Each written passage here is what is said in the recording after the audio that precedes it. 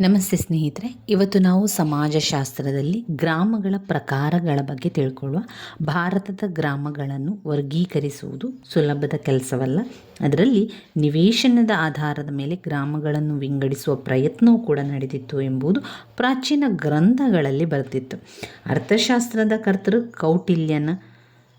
ಕೌಟಿಲ್ಯನು ಗ್ರಾಮಗಳನ್ನು ಸಂಗ್ರಹಣ, ಕಾರ್ವಟಿಕ, ದ್ರೋಣಮುಖ, ಸ್ಥಾನೀಯ ಎಂದು 4 ಪ್ರಕಾರಗಳಾಗಿ ವಿಂಗಡಿಸಿದ್ದಾರೆ. ಆದರೆ ಭಾರತದ ಆಧುನಿಕ ಗ್ರಾಮಗಳ ಸ್ವರೂಪವನ್ನು ಅರ್ಥೈಸಿಕೊಳ್ಳಿಕ್ಕೆ ಬೇರೆ ಬೇರೆ ರೀತಿಯ ಅರ್ಥಗಳನ್ನು ಕೊಟ್ಟಿದ್ದಾರೆ.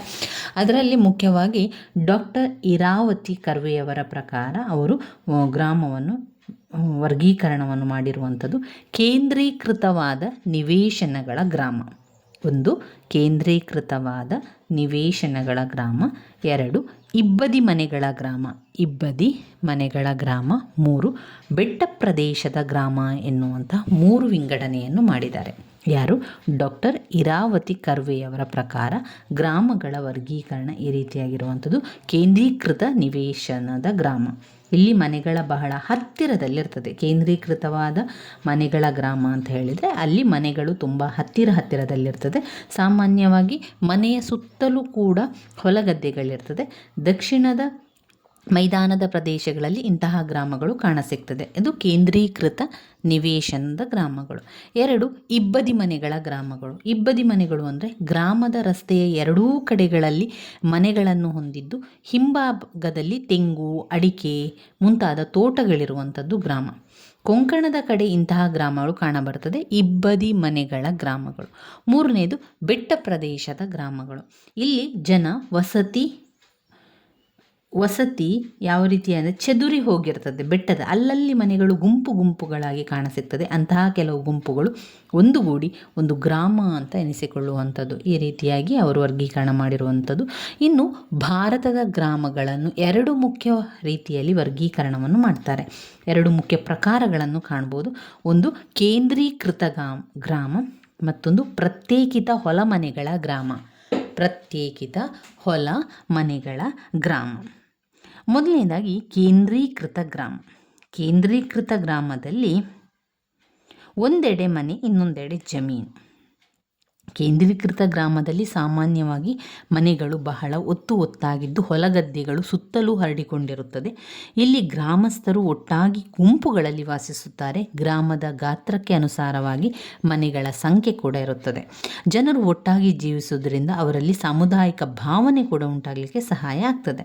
ಒಂದೆಡೆ ಮನೆ, ಇನ್ನೊಂದೆಡೆ ಜಮೀನು. ಜಮೀನು ಮನೆಗಳಿಗೂ ಇರುವ ಅಂತರ ಬಹಳ ಹೆಚ್ಚು ಇರುವುದಾದರೆ ಜಮೀನಿನ ಮೇಲೆ ಪೂರ್ಣ ನಿಯಂತ್ರಣ ಇಡುವುದು ಕಷ್ಟ. ಅದರ ಪೂರ್ಣ ಸದುಪಯೋಗ ಮಾಡಿಕೊಳ್ಳುವುದು ಸಾಧ್ಯವಾಗುವುದಿಲ್ಲ. ಹೆಚ್ಚಿನ ಕಡೆಗಳಲ್ಲಿ ಜನರು ತಮ್ಮ ಜಮೀನಿಗೆ ಕಾಲ್ನಡಿಗೆಯಲ್ಲಿ ಹೋಗುತ್ತಾರೆ. ಅವರ ಆರ್ಥಿಕ ಸ್ಥಿತಿಗೆ ಅನುಗುಣವಾಗಿ ಸೈಕಲ್, ಎತ್ತಿನ ಬಂಡಿ, ಜೀಪು, ಟ್ರ್ಯಾಕ್ಟರ್ ಈ ರೀತಿಯಾಗಿ ಬಳಸ್ತಾರೆ. ಆದರೆ ಎಷ್ಟೋ ಗ್ರಾಮಗಳಲ್ಲಿ ಸರಿಯಾದ ರಸ್ತೆಗಳ ಸೌಕರ್ಯವಿಲ್ಲದೆ ಒಂದು ವ್ಯವಸಾಯ ಉಪಕರಣಗಳನ್ನು, ಗೊಬ್ಬರ, ಕಟಾವು ಮಾಡಿದ ಪೈರನ್ನು ಸಾಗಿಸುವುದು ಬಹಳ ಕಷ್ಟದಾಯಕವಾಗಿರ್ತದೆ. ಇದು ಕೇಂದ್ರೀಕೃತ ಗ್ರಾಮದಲ್ಲಿ ಕಂಡ್ರೆ, ಅದರಲ್ಲಿ ಕೇಂದ್ರೀಕೃತ ಗ್ರಾಮದಲ್ಲಿ ಅವರು ಮತ್ತೆ ಕೆಲವು ಪಾಯಿಂಟ್ಸ್ಗಳನ್ನು ಕೊಟ್ಟಿರುವಂಥದ್ದು. ಕೇಂದ್ರೀಕೃತ ಗ್ರಾಮಗಳಲ್ಲಿ ಮತ್ತೆ ಕೆಲವು ಸಬ್ ಪಾಯಿಂಟ್ಸ್ಗಳನ್ನು ಕೊಟ್ಟಿದ್ದಾರೆ. ಅದು ಒಂದೆಡೆ ಮನೆ, ಒಂದೆಡೆ ಮನೆ, ಇನ್ನೊಂದೆಡೆ ಜಮೀನು. 2ನೇ ಪಾಯಿಂಟಲ್ಲಿ ಮನೆಗಳ ಹೊರನೋಟ. 3. ಮನೆಗಂಟಿಕೊಂಡ ಕೃಷಿ ಕಾರ್ಯ ಸಂಬಂಧಿಸಿದ ಸೌಲಭ್ಯಗಳು. ಗ್ರಾಮಸ್ಥರಿಗೆ ಲಭ್ಯವಿರುವ ಸೌಲಭ್ಯಗಳು, ಗ್ರಾಮಸ್ಥರನ್ನು ಒಟ್ಟುಗೂಡಿಸುವ ಅಂಶಗಳು. ಇವಿಷ್ಟು ಕೇಂದ್ರೀಕೃತ ಗ್ರಾಮದಲ್ಲಿ ವಿಚಾರದಲ್ಲಿ ಬರುವಂಥದ್ದು. ಒಂದೆಡೆ ಮನೆ, ಇನ್ನೊಂದೆಡೆ ಜಮೀನು. ಜಮೀನಿಗೂ ಮನೆಗಳಿಗೂ ಇರುವ ಅಂತರ ಬಹಳ ಹೆಚ್ಚು ಇರುವುದಾದರೆ ಜಮೀನಿನ ಮೇಲೆ ಪೂರ್ಣ ನಿಯಂತ್ರಣ ಇಡುವುದು ಕಷ್ಟ. ಅದರ ಪೂರ್ಣ ಸದುಪಯೋಗ ಪಡಿಸಿಕೊಳ್ಳಲು ಸಾಧ್ಯವಾಗುವುದಿಲ್ಲ.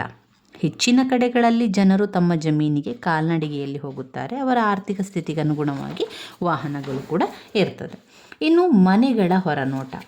ಗ್ರಾಮಸ್ಥರು ಸಾಮಾನ್ಯವಾಗಿ ತಮ್ಮ ಮನೆಗಳನ್ನು ಮಣ್ಣು, ಕಲ್ಲು, ಬಿದಿರು, ಬೊಂಬು, ಮರದ ಸಹಾಯದಿಂದ ಕಟ್ಟಿಕೊಳ್ತಾರೆ. ಮರಳು, ಸಿಮೆಂಟು, ಕಬ್ಬಿಣದ ಉಪಯೋಗದಿಂದ ನಿರ್ಮಿತವಾಗುವ ಸಿಮೆಂಟ್ ಕಾಂಕ್ರೀಟ್ ಕಟ್ಟಡಗಳು ಇಲ್ಲಿ ಅಷ್ಟಾಗಿ ಕಾಣಿಸದು.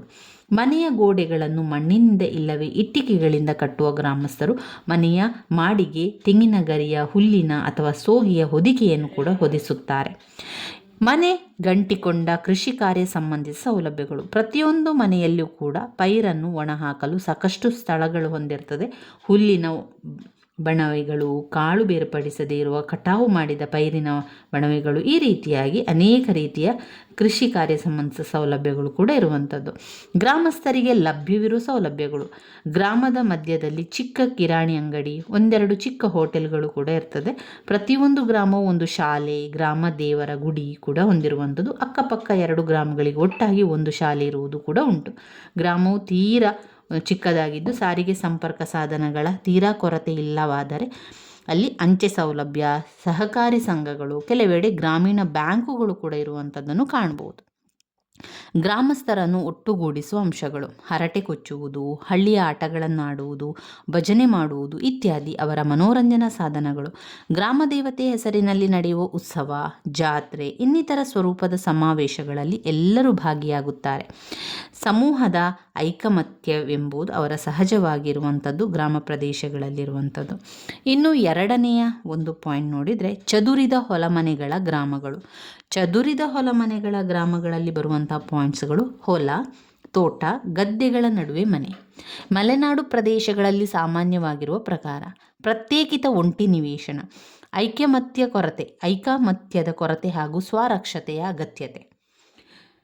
ಚದುರಿದ ಗ್ರಾಮಗಳಲ್ಲಿ ರೈತ ಕುಟುಂಬವು ಇತರ ರೈತ ಕುಟುಂಬಗಳಿಂದ ಪ್ರತ್ಯೇಕವಾಗಿ ವಾಸ ಮಾಡುತ್ತಾರೆ. ವಾಸದ ಮನೆಗೆ ಹೊಂದಿಕೊಂಡು ದನದ ಕೊಟ್ಟಿಗೆ, ಹುಲ್ಲು, ಕಟ್ಟಿಗೆ, ನೇಗಿಲು, ನೊಗ ಮುಂತಾದವುಗಳನ್ನು ಕೂಡ ಇಡುತ್ತಾರೆ.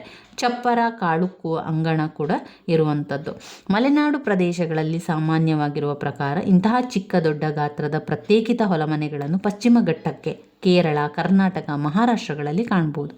ಇನ್ನು ಒಂಟಿ ಮನೆಗಳು. ಚದುರಿದ ಗ್ರಾಮಗಳ ವಾಸಸ್ಥಳಗಳು ಹೆಚ್ಚು ಕಡಿಮೆ ಪ್ರತ್ಯೇಕಿತವಾದ ಒಂಟಿ ನಿವೇಶನಗಳು ಆಗಿರುತ್ತದೆ.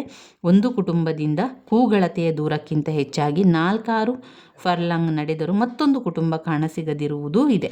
ಮಾರುಕಟ್ಟೆ, ಅಂಗಡಿ, ಚಹಾ, ಕಾಫಿಯ ಹೋಟೆಲ್, ಶಾಲೆ, ಕಿರಾಣಿ ಅಂಗಡಿ ಇಂತಹ ಎಲ್ಲ ಸೇವಾ ಸೌಲಭ್ಯಗಳು ಕೂಡ ಗ್ರಾಮದಲ್ಲಿರದೆ ಹತ್ತಿರದ ಪಟ್ಟಣದಲ್ಲಿರುವಂಥದ್ದು. ಐಕ್ಯಮತ್ಯ ಕೊರತೆ ಹಾಗೂ ಸ್ವರಕ್ಷತೆಯ ಅಗತ್ಯತೆ. ಕುಟುಂಬಗಳ ನಡುವಿನ ಪ್ರಾದೇಶಿಕ ಅಂತರದಿಂದಾಗಿ ನಿರಂತರವಾದ ಸಂಪರ್ಕವಿಲ್ಲದೆ ಇರುವುದರಿಂದ ಈ ಗ್ರಾಮದ ಜನರಲ್ಲಿ ಅಷ್ಟಾಗಿ ಐಕ್ಯಮತ್ಯ, ಒಗ್ಗಟ್ಟು ಕಾಣಿಸದು. ಜೆ.ಬಿ. ಚಿದಂಬರವರ ಪ್ರಕಾರ ಗ್ರಾಮವನ್ನು ಅವರು ಯಾವ ರೀತಿ ವರ್ಗೀಕರಣವನ್ನು ಮಾಡಿದ್ದಾರೆ: 1. ಪ್ರತ್ಯೇಕಿತ ಕೃಷಿ ಗ್ರಾಮಗಳು. 2. ಗ್ರಾಮಗಳು. 3. ಸಾಲು ವಸತಿ ಗ್ರಾಮಗಳು. 4. ವರ್ತುಲಾಕಾರದ ಅಥವಾ ವೃತ್ತಾಕಾರದ ಗ್ರಾಮಗಳು. ಕೂಡು ರಸ್ತೆಯ ಮತ್ತು ಮಾರುಕಟ್ಟೆ ಕೇಂದ್ರಿತ ಗ್ರಾಮಗಳು. ಕಿರು ಗ್ರಾಮಗಳು ಅಥವಾ ಚಿಕ್ಕ ಗ್ರಾಮಗಳು. ಇತರ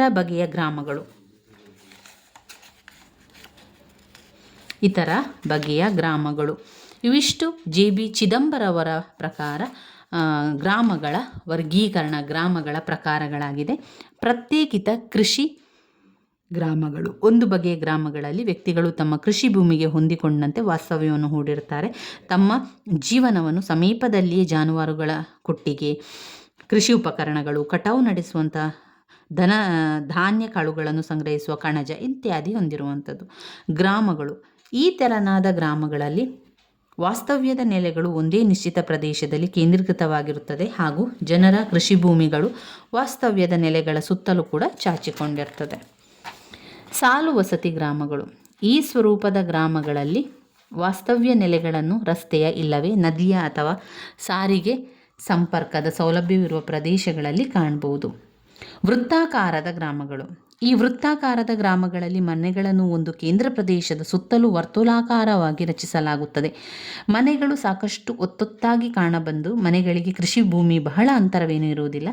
ನೀರಾವರಿ ಸೌಕರ್ಯವಿರುವ ಭೂಮಿ ಬಹಳ ಕಡಿಮೆ ಇರುವ ಇಸ್ರೇಲ್ನಂತಹ ದೇಶಗಳಲ್ಲಿ ಈ ಬಗೆಯ ಗ್ರಾಮಗಳನ್ನು ಕಾಣಬಹುದು. 5ನೇ ಪಾಯಿಂಟ್: ಕೂಡು ರಸ್ತೆಯ ಮತ್ತು ಮಾರುಕಟ್ಟೆ ಕೇಂದ್ರೀಕೃತ ಗ್ರಾಮಗಳು. ಈ ಬಗೆಯ ಗ್ರಾಮಗಳಲ್ಲಿ ಕೂಡು ರಸ್ತೆಗಳಿಗೆ ಸಮೀಪವಾಗಿ ಇಲ್ಲವೇ ಮಾರುಕಟ್ಟೆ ಕೇಂದ್ರಗಳಿಗೆ ಹೊಂದಿಕೊಂಡಂತೆ ವಾಸ್ತವ್ಯ ನೆಲೆಗಳಿರುವುದನ್ನು ಕಾಣಬಹುದು. ಕಿರು ಗ್ರಾಮಗಳು ಅಥವಾ ಚಿಕ್ಕ ಗ್ರಾಮಗಳು. ಇವು ಗಾತ್ರದಲ್ಲಿ ಅತ್ಯಂತ ಚಿಕ್ಕ ಸ್ವರೂಪಗಳಾಗಿದ್ದು ದೊಡ್ಡ ಗ್ರಾಮಗಳಿಗೆ ದೂರದಲ್ಲಿ ಇಲ್ಲವೇ ಅವುಗಳ ಗುಡಿಗಳಿಗೆ ಅಂಟಿಕೊಂಡಂತೆ ಕಾಣಬಹುದು. ಇನ್ನು ಇತರೆ ಗ್ರಾಮಗಳು ಅಂತ ಬಂದಾಗ ನಿಶ್ಚಿತ ಉದ್ದೇಶವನ್ನು ಅಥವಾ ಕಾರ್ಯವನ್ನು ನಿಭಾಯಿಸುವಂಥ ಕೆಲವು ವಿಶಿಷ್ಟ ಗ್ರಾಮಗಳನ್ನು ಕಾಣುವುದು ಕೂಡ ಇರುವಂಥದ್ದು. ಶಾಶ್ವತತೆಯನ್ನು ಆಧರಿಸಿ ಗ್ರಾಮಗಳ ವರ್ಗೀಕರಣವನ್ನು AR ದೇಸಾಯಿಯವರು ಮಾಡಿದ್ದಾರೆ. ಇವರ ಪ್ರಕಾರ ಗ್ರಾಮಗಳ ಪ್ರಕಾರ ತಾತ್ಕಾಲಿಕ ಅಥವಾ ಸಂಚಾರಿ ಗ್ರಾಮ ಸಮುದಾಯ, ಅರೆ ಶಾಶ್ವತ ಗ್ರಾಮಗಳು, ಶಾಶ್ವತ ಕೃಷಿ ಗ್ರಾಮ ಸಮುದಾಯಗಳು ಎಂದು ಅವರು ವರ್ಗೀಕರಣವನ್ನು ಮಾಡಿರುವಂಥದ್ದು. ಇವಿಷ್ಟು ವಿಚಾರಗಳು ನಮ್ಮ ಗ್ರಾಮಗಳ ಪ್ರಕಾರಗಳಲ್ಲಿ ಬರುವಂಥದ್ದು ಸ್ನೇಹಿತರೆ. ಗ್ರಾಮಗಳ ಬಗ್ಗೆ, ಗ್ರಾಮ ಅಂದ್ರೇನು, ಗ್ರಾಮದ ವರ್ಗೀಕರಣ ಅಥವಾ ಗ್ರಾಮಗಳ ಪ್ರಕಾರಗಳು ತುಂಬಾ ಮುಖ್ಯವಾಗಿರುವಂತಹ ಪ್ರಶ್ನೆ. ಅದರಲ್ಲಿರುವಂತಹ ಪಾಯಿಂಟ್ಸ್ಗಳನ್ನೆಲ್ಲ ನೀವು ಓದ್ಕೊಳ್ಬೇಕು. ಅದೇ ಪಾಯಿಂಟ್ಸ್ಗಳನ್ನು ಬರೆದು ವಿವರಣೆಯನ್ನು ಬರೀತಾ ಹೋದರೆ ಆಯಿತು. ನನ್ನ ವೀಡಿಯೋಸ್ ಎಲ್ಲ ನಿಮಗೆ ಇಷ್ಟ ಆಗಿದ್ದರೆ ಲೈಕ್ ಕೊಡಿ, ಶೇರ್ ಮಾಡಿ, ಸಬ್ಸ್ಕ್ರೈಬ್ ಮಾಡಲಿಕ್ಕೆ ಮರಿಬೇಡಿ ಸ್ನೇಹಿತರೆ. ಧನ್ಯವಾದಗಳು.